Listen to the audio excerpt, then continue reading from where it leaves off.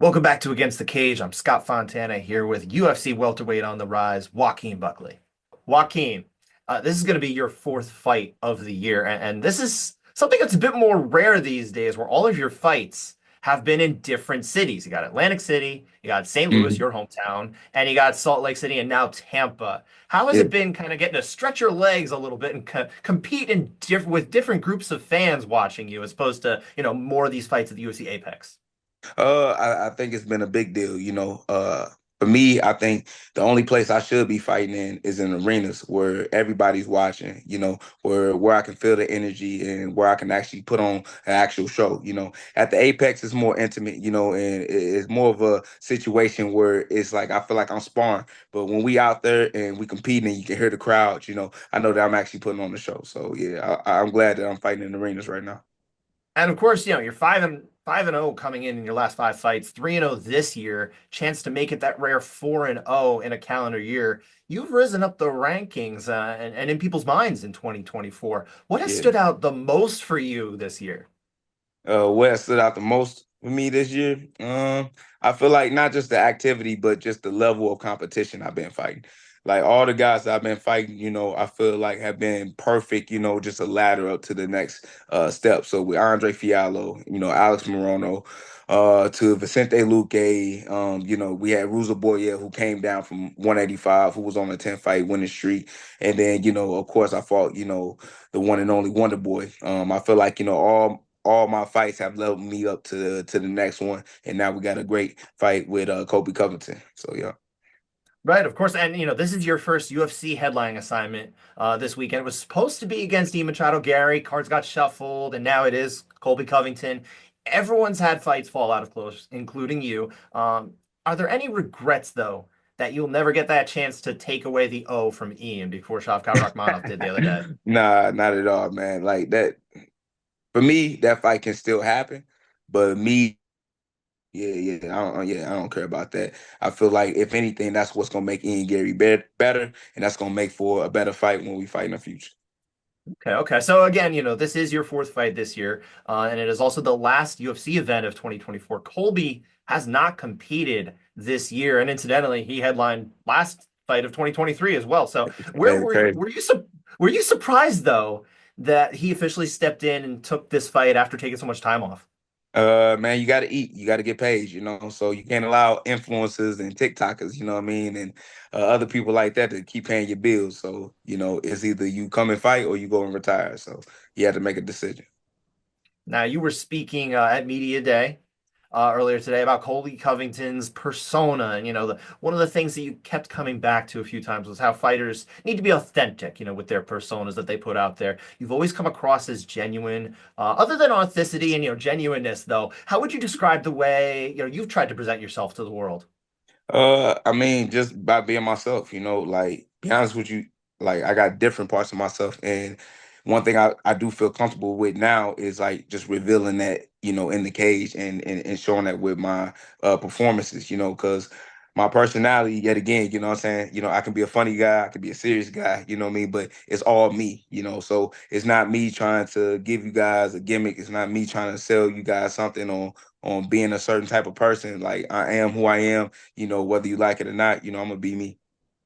Are you comfortable, like, kind of doing this whole thing? Because obviously you got into fighting not necessarily just to talk to people and that kind of thing, but now it's a Right. part of the gig. You're the guy Exactly. for fight week, so you got to do Exactly. this now. Do you It's like it? something. Well, I actually do like it. I ain't gonna lie to you, but I feel like it's more it's like when the camera is on, like that's when I get a little bit more nervous. But when this is just an actual flow and it's just a regular conversation, and that's where I feel like I have to still kind of adapt to, right? Making the scenario when it comes to promoting just a regular thing of how I speak to folks when I'm promoting myself outside of the cage, because I used to tell people all the time, whether I was shopping in, grocery stores and whether I was, out catching a bus, this is early days, but I used to promote myself with people that I would just meet, and I would tell them, "Hey, I got a fight coming up," and blase blase, and that's how I would promote, just face to face. But I feel like it's the same type of energy that I need to give, when I'm talking to reporters or when I'm talking on the camera. Sure, and hopefully we'll keep this conversational for you, my man. But I do want to ask you though, because you've had some talkers in the past. People who like to talk. Colby is obviously one of them. Kevin Holland in your UFC debut, he's known to talk a little bit Okay. in and out of the cage. You fought guys who are not always so chatty. Do you have a preference now? No, no preference, man. As long as I got somebody get in the cage with me and put in work, that's all that matters. Because at the end of the day, all that talk, it's just noise. But once them cage doors close, you got to go to work. And Colby in particular has even said today that he doesn't really have anything personal with you. You guys have a little bit of dealings in the past. That's kind of an unusual Yeah, thing for that's him, the but that's the part, and I'm glad you brought that up. That's the part that I don't that I'm kind of confused by. That he acts like he doesn't know anything about me, but we had met each other before. And be honest with you, when I tried to give him the opportunity for us to train together, he'd never pop up at the gym. And this is at the time where he was training for a second fight with Kamaru Usman. And I told him, like, I'm down to help you out, you know what I'm saying, if you're trying to work. And he's like, oh yeah, yeah, let's do that, let's do that. We can go around this time to spar, and he'd never show up. So I just find it funny. And now he talk about he don't know me, and you know what I'm saying, he give me little nicknames and shit. And I don't know, bro. Like, that's why I say all this shit is fake. You know what I mean? When it's coming on his side. But once we step in the cage, we're gonna really see what we talking about. now he said something though, and you can obviously give your take on this. He said something that like you guys had gone to strength and conditioning together. Is that something that actually did happen? Okay, okay. What'd he say? Yeah, yeah, yeah, we did that. And Yeah, what'd he he say? really I'm just just said curious. that. It was very And was simple. He it? didn't have much Yeah, to that was say. it. Yeah. And that was it. But I want to actually get that work in with him. And for me, it's just like we had an opportunity where we could actually train with one another and actually grow and build as fighters. But I feel like, he was kind of intimidated with me when it comes to the training because a lot of guys that he seen me working with, I was putting in some work on them. And I don't think he wanted that same type of, that work. Yeah.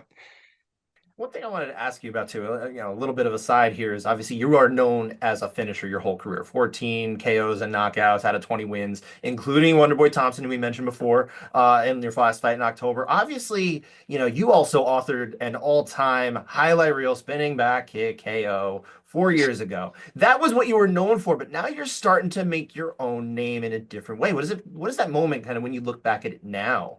Looking at where you are climbing the rankings, how does that moment kind of hold in your career and in your mind?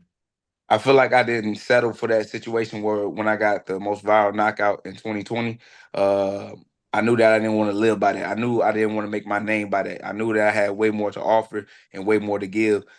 So that's why we kept, pushing it and kept taking opportunities and kept fighting. I didn't want to live by that kick. I seen a lot of other fighters back in the day that, live by their highlight reels, whether you're talking about Essen Barboza or Uriah Hall. And I was just like, man, I don't want to be that guy. I want to be somebody that actually is able to hold that title one day. So I'm glad I'm in a situation where I've been on a winning streak and now I'm getting so close to that title because that's at the end of the day, that's what I want to be known for. Not for a kick, but for being a champion. Now, obviously, that's your style. Colby is known for kind of a more grinding out decisions, not just with his wrestling, but also with his pressure striking. That's contrasting your style. You've expressed respect for what he brings to the cage, and I understand, you're expecting the best version of him to show up. But from an aesthetic point of view, put yourself in the fans' feet if you can. How do you compare your respective approaches to fighting? How do I compare it? I mean, I feel like just going off the optics from his last performance, like you only as good as the last time you stepped in there. And I feel like a lot of people, they see that and they just understand that there's not much Kobe could do if he's coming out with that same type of style with me.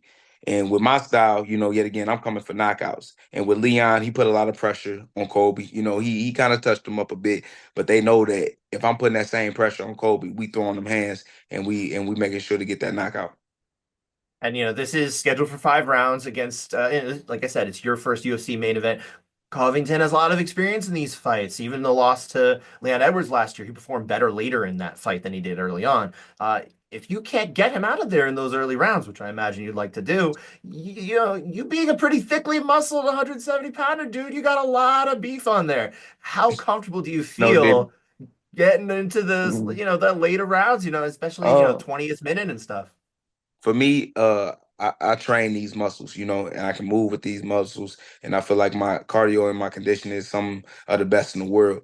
I don't train for 25 minutes, I train for 2 hours, and I make sure to put myself through the utmost routine in order to put on great performances in the octagon.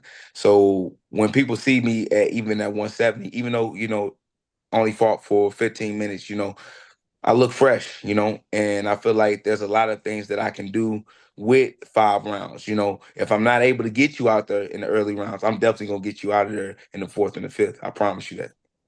Okay, okay. So, between this fight, this Colby fight, and the originally scheduled fight against Ian, which one do you feel was potentially had the chance to get you closer to that promised land, the championship, the title shot to get there?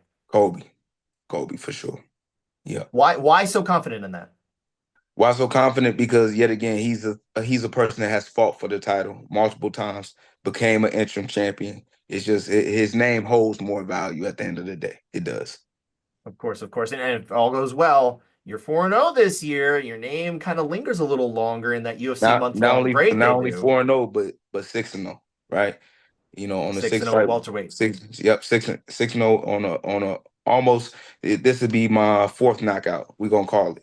Gonna be my fourth knockout that I have in the welterweight division. So I feel like with that being said, a lot of people have been rewarded and have given less. So I feel like everything that I've been doing and all the things that I've been pursuing for, I feel like not entitled, but I feel like the UFC definitely will be open to giving me a shot.